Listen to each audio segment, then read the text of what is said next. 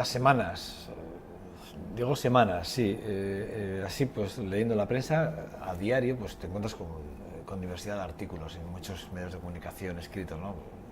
Periódicos varios. Escuchas entrevistas, bueno, pues y luego vas indagando, vas viendo, ya vas a las redes sociales, empiezas a ver vídeos y bueno, pues siempre intentando ir más allá en esto de intentar argumentar el día a día la programación de este programa de 2.5 Gasteiz. Y siempre te encuentras con que intentas hacer lo mejor posible de tu trabajo, en ese sentido de intentar acercar el mayor cantidad de conocimientos, no solo para ustedes, sino para uno mismo, para el que presenta humildemente este programa, ¿no? Día a día. Y hace poco encontraba un artículo de una mujer que, bueno, que yo desconocía su existencia hasta ese artículo y descubrí, empecé a indagar y empecé a ver un mundo realmente maravilloso del conocimiento de nuestro país, de Euskadi, ¿no? De qué visión tenía, o tiene, mejor dicho, ya desde la presentación. Ella es escritora, está en el Parlamento hasta hace muy poquito, siendo responsable de la Biblioteca del Parlamento Vasco, y es una mujer con la que, leyendo artículos de prensa suyos, porque ha escrito, no sé, estábamos comentando si 500 o más de 500, yo ayer empecé a buscar y a mí me suena que casi, yo creo que más de 500. Lo que sí que es verdad es que es una mujer, a mí me resultó curioso el indagar en su vida, en su trabajo, porque tiene mucho literato escrito, tiene muchas novelas escritas, tiene muchos artículos y luego tiene muchas reflexiones sobre la cultura vasca, sobre la identidad vasca, sobre la proyección del País Vasco, sobre los vascos, sobre, bueno, una amplitud que espero que ustedes en estos más o menos 20 minutos que puede durar esta entrevista que se queden con concepto y además que conozcan a una mujer que yo he descubierto y que desde luego creo que es importante que ustedes la conozcan. Arantzazu Ameza, ¿qué tal estás? Bueno, muy bien, y con todo lo que has dicho, un poco inflado el ego. No, ya verás, como no te he inflado nada. Yo no he dicho nada que no sea verdad, porque cuando uno empieza a indagar en tu vida, ya desde el exilio, desde muy niña, que vamos a hablar del por qué acabaste exiliada, ¿verdad? Que escribes artículos de prensa en Uruguay y... No, en Uruguay todavía no, pero en Venezuela sí. En Venezuela, sí. En Uruguay, sí. Bueno, me sonaba que escribías. Sí. Pero sí que es verdad que una vida extensa, acabas de publicar tu última novela, creo que es. Sí. Vamos a hablar de ella también, 1512, que es una novela que acabas de publicar. Pero lo que me pregunto, y además, si me lo permites, sí. La visión que tienes del País Vasco es, o sea, en los tiempos que se corren, bueno, es una defensa que yo la he oído, lo de las 7 provincias vascas, siempre algo que tú lo has defendido y lo sigues defendiendo. Sí. Llevas toda una vida defendiéndolo. Sí, señor. ¿Y se puede defender? Se puede defender. Ante porque además tú vives en Navarra. Yo vivo en Navarra, sí, en Alzuza, pero en el Valle de Huesíbar. Porque fíjate, los navarros, hay muchos navarros que no quieren saber nada del País Vasco. Bueno, sí, hay algunos que tienen la otra visión de Navarra y de Euskadi y de lo vasco. Mi marido era sobrino de Manuel Irujo, una familia comprometida con el nacionalismo vasco desde niño. El abuelo Daniel fue el abogado defensor de Sabino Arana en los juicios que tenía por esta cuestión del nacionalismo vasco.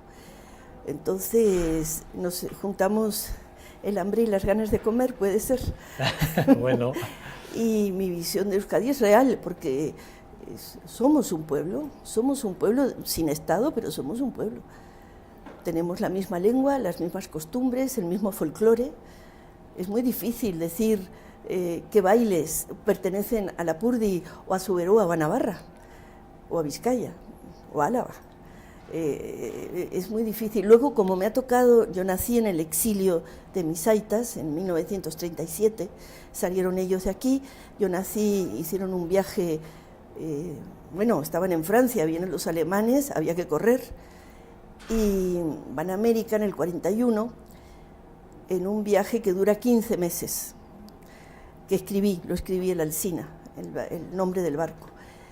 Ellos llegan a la Argentina, que es un país que con los vascos tiene que habían estado los vascos de las guerras carlistas, habían llegado a la Argentina en 1870, 78 es el primer centro vasco de América, el Laura-Bat, y bueno, yo nací en Argentina, en Buenos Aires en el 43, y yo he conocido vascos de Iparralde, vascos de Álava, vascos de Navarra, todos juntos en el exilio. La Argentina hace un decreto que deja entrar. América estaba aterrada, América de norte a sur, aterrada con lo que venía de Europa.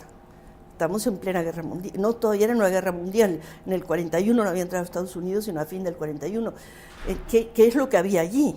¿Y qué es lo que venía a América? Estaban aterrados los gobiernos, pero hay un espacio que está dedicado a los vascos. Los vascos podían entrar en la Argentina sin ningún tipo de impedimento. Podían entrar en el puerto de Buenos Aires y eran recibidos por el gobernador de Buenos Aires, a toque de chisto y tamboril. Y no se les preguntaba, ¿usted es vasco de Navarra, usted es vasco de Álava, usted es vasco? No, era vasco. Incluso al principio el apellido ahí tenía una cierta... porque la gente iba sin papeles, pero Laura Bat de Buenos Aires tenía una respetabilidad suficiente para avalar la gente vasca que llegaba de los barcos, y no solo avalarles en su conducta, sino que se les conseguía trabajo. ¿A quién ha debido ese recibimiento tan generoso, si me lo permites? Bueno, fue un decreto del presidente primero, Ortiz Lizardi, que por cierto era hija de navarros, se declaraba vasco. Vale. y por eso es que mis lecciones son de América, de nuestra historia también, de nuestra historia también. Y luego lo amplía el presidente Castillo en el año 41. Los barcos llegan a Buenos Aires, ya en el 42 ya no pueden cruzar el Atlántico los barcos mercantes, que eran los que llevaban los inmigrantes, bueno, no inmigrantes, no, exilados, de toda Europa, judíos, italianos, bueno, todo lo que salía de aquella Europa, jaula de locos y desesperados, le llamó el escritor de Algorta Tellagorri. 1512, la conquista de un reino. Ajá. Punto. Navarra. Navarra. Sí. Esa es la última novela que has escrito, novela histórica. Sí, a mí me gusta la novela histórica. Entonces me permito contar historias de amor, de desgarro. Sí, porque tienes algunas novelas muy románticas, por cierto. Más bien más románticas. Sí, porque el hombre y la mujer somos románticos. Sí, que se puede contar la novela histórica. Sí, se puede contar la parte histórica y ser riguroso con la parte histórica y contar una historia de amor bonita, ¿por qué no? No, entonces sería historia. No tiene por qué ser todo mitologías o tiene por qué ser, ¿verdad? Puede ser. Hablo de los quehaceres de la humanidad, metiéndola en el cajón del siglo. Soy bibliotecaria, por lo tanto hago fichas, he hecho fichas prácticamente en 1512, tengo fichas de todos los días que va ocurriendo la conquista por Castilla del Reino de Navarra. ¿Tienes fichas hechas para...? Sí, hago fichas, sí. Tengo un fichero y entonces 1512, ese es el gran título. Entonces voy poniendo el día y el año y el mes donde ocurren cosas. Y a partir de ahí empiezas a enlazar la novela, ¿no? Sí. Una vez que he hecho ese estudio, que en 1512 fue muy difícil porque no hay literatura para mí histórica rigurosa, que me sirve, por llamarlo de alguna forma. Exacto. Entonces acudí a Campion, Arturo Campion, y a un francés, Boissonade, que fue un historiador que vino a estudiar la francesada en la guerra napoleónica, y se encuentra con Navarra, que tiene la resistencia guerrillera muy fuerte con los Mina, y de repente termina enamorándose de la historia de Navarra y de la conquista del reino. Y escribe una historia muy profusa, pero estupenda. O sea, yo creo que mejor que eso no hay. Y es un historiador que no es ni nacionalista ni antinacionalista, es francés en principio, y es con el que me he guiado, pero claro, me costó mucho trabajo. ¿Hablas del éxodo de los judíos? Sí, claro. Y hablas también de Castilla y Aragón como reinados, del propio reinado de Navarra. Claro, lo del éxodo tú lo has vivido en tus casas, con tus aitas, entonces claro, tú sabes narrar muy bien cuál es ese momento y cómo se vive esos momentos, ¿no? Pero de los judíos, en ese momento también, ¿cómo es la visión? ¿Cómo llegas a ese punto? Bueno, mira, los judíos Porque históricamente, ¿cómo estaban ubicados en ese momento? Bueno, en el Reino de Granada los judíos estaban muy bien. Ellos tenían un comercio riquísimo en la España árabe. Los judíos eran muy ricos. Sabían hacer sus cosas. Sabían hacer su comercio, tenían con la caravana de la seda, que todavía no se menciona de ese nombre, pero con la caravana de la seda traían los productos de Oriente, cosas que Europa no tenía nada. Entonces, bueno, traen la pólvora, traen el vidrio, los árabes también, bueno, pero entonces no eran tan enemigos, árabes y judíos. Luego, en historia, bueno, ¿qué voy a decir? Yo soy hija de la Biblia la han escrito los judíos, es el libro de los libros. No hay poema más bello que en la Biblia, ni románticos que en la Biblia, ¿no? Entonces, ni sabios que en la Biblia.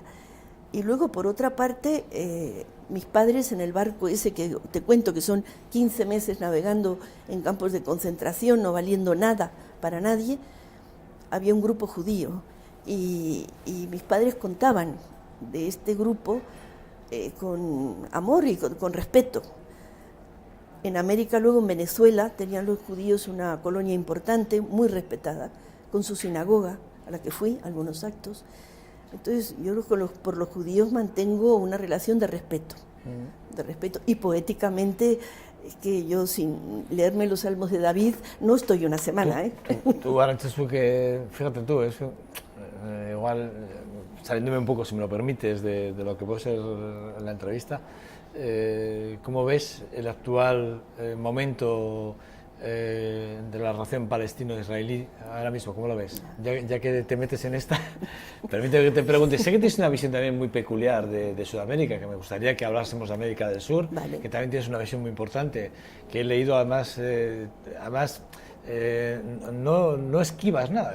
Hablas de política, hablas de economía, hablas de culturas, que es muy importante. Soy muy atrevida. Sí, pero bueno, ahí está la riqueza. Y bueno, pues, oye, pero ¿cómo ves la relación palestino-israelí? ¿Cómo ves el conflicto? En breve, para no salirnos mucho de la entrevista.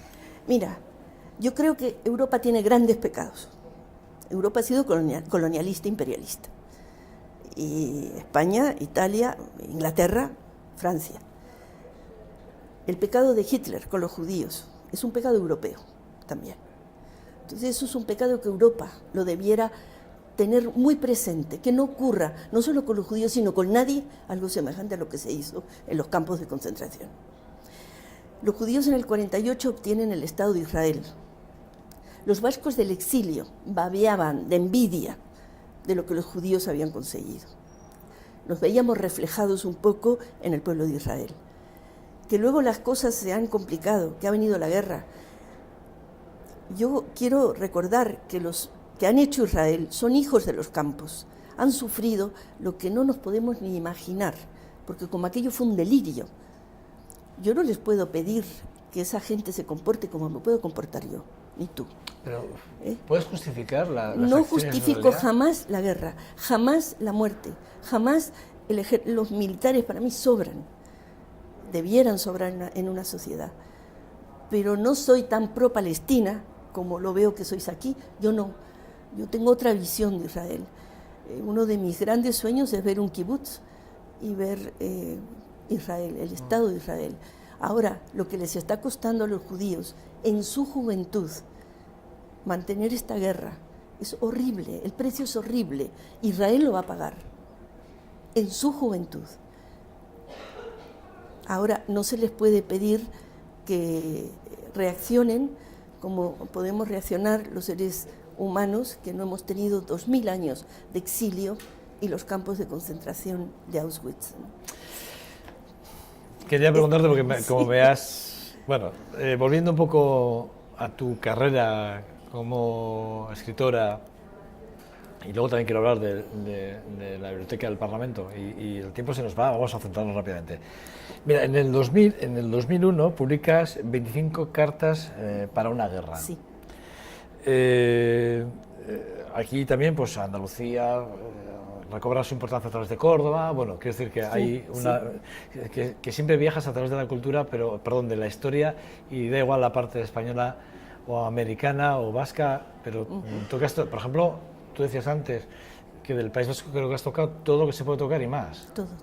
No has dejado nada. Y además históricamente de forma muy rigurosa, porque alguna crítica he leído tuya, o hacia ti de algunos críticos, y siempre tan ensalzado, en ese sentido, por lo riguroso que has sido tirando de la historia.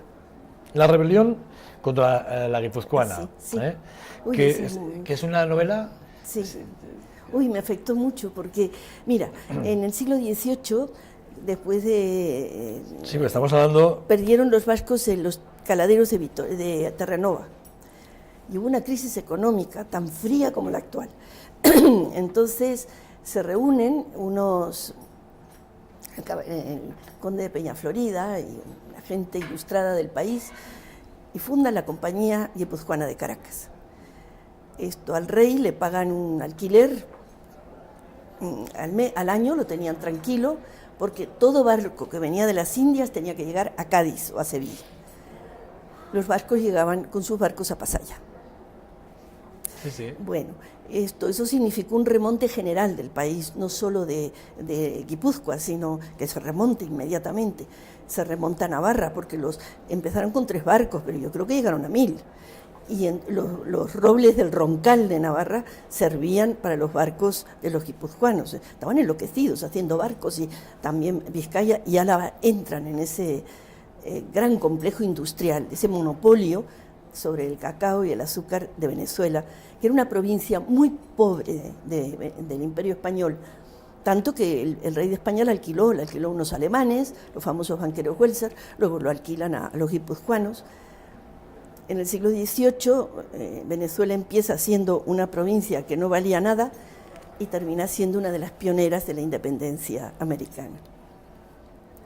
Gracias. Ahí es nada. Bueno, eso es en el 2003. Sí. Luego viene Badmeco en el 2004. Luego Paracuaria. En el 2006. Ahí tocó Álava. Y aquí, eso es decir yo, aquí haces mención a Álava, ¿no? Álava, sí. ¿Qué parte de la historia de Álava coges aquí? Mira, me meto es una novela extensa. Empiezo con la revolución de Matalas en Suberoa, que es una precarlistada. Luego me voy a las misiones de los jesuitas en Paraguay, que en América está considerado como una cosa muy especial, y salvan a los guaraníes de la muerte total. Que los métodos no serían los que hoy usaríamos, eso es otra cosa, estamos hablando del siglo XVII. Y luego termino aquí en Vitoria, y me meto en una familia de Vitoria. Tuve que hacer estudios de cómo se comportaban ciertas familias de la clase media de Vitoria, y me voy a Alegría. Ahí es donde, Dulantzi. Sí, que había un castillo. ¿Coges una familia de allí, tipo, con apellidos y demás? Todo. ¿O no? Y busco los apellidos. Sí, ¿Quiénes son? ¿No sabes? ¿Te acuerdas de...? Yo ahora no me acuerdo de todo eso. Ahí es el hijo del capitán de la compañía guipuzcoana, es el que llega a Dulantzi, y allí pues conoce a la chica que lo va a relacionar, porque vienen a Vitoria porque es la guerra de la Convención. Y entonces pues hago un recorrido por Álava. Sí. Ahí termina la novela. Paracuaria, Paracuaria. La única vez que mencionas Álava en ese sentido, y es donde te centras, en la única novela. Sí, sobre Álava, es que ahí hago la segunda parte de la novela es Álava. Trato de cubrir todo el pueblo vasco, claro. Todo el espectro. Sí, bueno, yo por lo que he leído, sí, artículos tuyos, además, especialmente, que además haces muchas menciones a ellos, la verdad es que sí. Bueno, luego viene Niebla de batallas, sí, en el 2008. Esa es la Zamacolada, que también es una preguerra carlista, porque ahí Godoy se mete a quitar los fueros,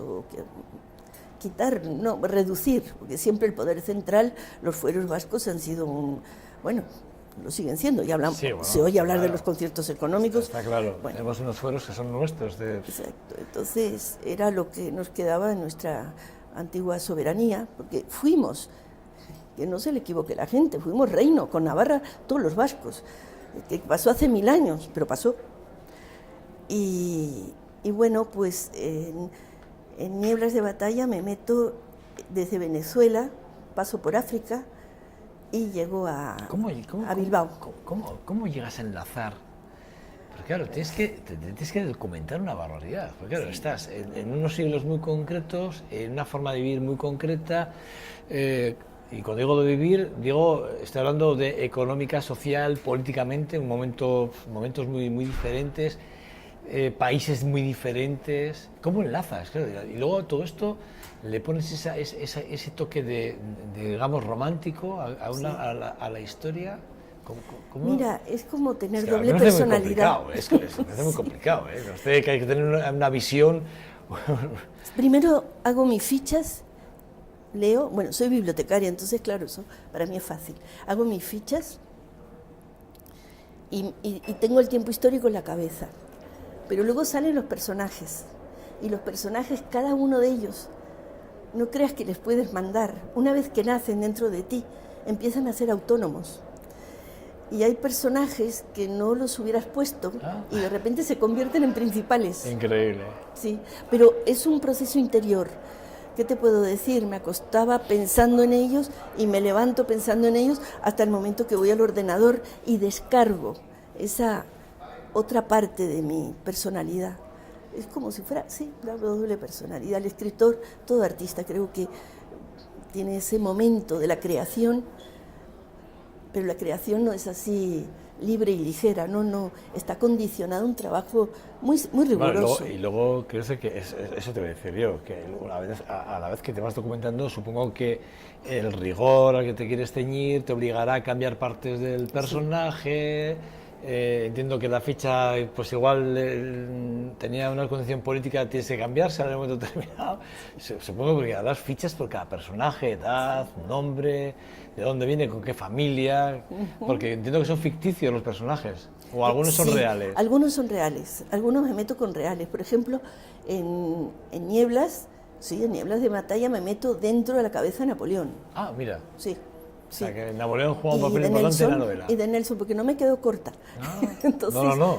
Eso es leer muchísimo de los dos. Como bien decías, una atrevida eres. Muy atrevida. En 1512 me meto dentro de la cabeza del Fernando el Católico, que para mí son hombres de guerra. Es curioso porque como la guerra afectó a mi vida, yo soy pacifista por convicción, por civilización. Pero claro, en los conflictos bélicos también el novelista encuentra datos más propicios para crear todo este tipo de situaciones, ¿no? Pero me fue muy difícil meterme en la cabeza de estas tres personas, ¿no? Hombre, no es fácil, ¿no? Sobre todo por la documentación que hay, que es súper extensa y bueno, pues muchas de ellas históricamente el rigor puede quedar entrecomillado, pero hay mucha información y hay que encajarla, no es fácil.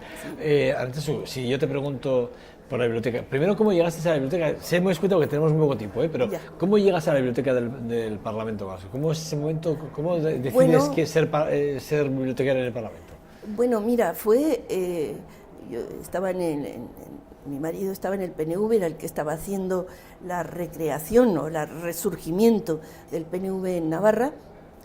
Y bueno, yo escribía, lo mío es cansar más, yo escribía en el boletín Euskadi, que dirigía Iñaki Arantxagasti, pero yo venía con la licenciatura mía de Biblioteconomía de la Universidad Central de Venezuela. Y entonces empezó a hablar de nuestras instituciones, podíamos tener un parlamento vasco, era el primero que teníamos. Estábamos muy ilusionados, toda nuestra generación, porque podíamos hacer cosas. Era como un momento de romper con todo lo terrible que nos había pasado y de legaros a vosotros, a la nueva generación, un país, un poco dividido a nuestro gusto, pero bueno, un país. Y cuando empiezan a hablar del Parlamento Vasco, pues claro, bibliotecaria era yo. Y me pusieron para la biblioteca, yo encantada. O sea, para mí fue la noticia de mi vida, poder levantar una biblioteca, es que es un acto creativo, ¿no? Tenemos una joya ahí, realmente, ¿no? Es una joya lo que hay, tenemos una ahí joya. Libros históricos que merecen la pena. ¿Se puede visitar? Yo creo que sí, yo llegué antes que los libros y tenía la idea de hacer la madre de todas las bibliotecas, antes de tener los libros en la mano. Podríamos decirlo, si me lo permites, que lo que hoy es la biblioteca del Parlamento prácticamente está forjada por ti. Bueno, sí, los primeros pasos, estuve 5 años, ahí del 80 al 85. Y en ese momento, Juan José Pujana, que era el presidente y me alentaba a tope, pues me apoyaba, compramos un fondo, se compró el Parlamento, un fondo de Juan Ramón Urquijo, un fondo importante. Él había sido un bibliófilo de profesión. Y entonces yo pensé inmediatamente, el que compra este fondo es el pueblo vasco. El pueblo vasco tiene que saber qué tenemos. Eso era lo primero que se me ocurrió. Hay que hacer catálogos, porque los libros, obviamente, algunos son unas ediciones, es riquísimo el patrimonio que se adquirió.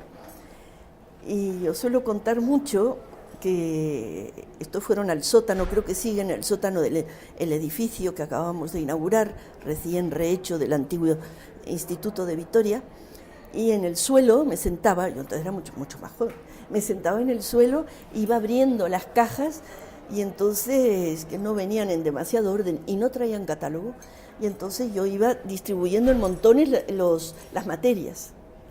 Esto aquí, esto allá, esta historia, fuero, no sé qué, bueno. Me di cuenta que había una colección importantísima de libros en euskera que eran devocionarios. Nuestro idioma pues ha sido bastante, pues ha estado precariamente atendido y luchando por sobrevivir, y ha sobrevivido. Y entonces yo vi que teníamos ahí los devocionarios. Me importaba mucho más el euskera que el fondo religioso, por supuesto.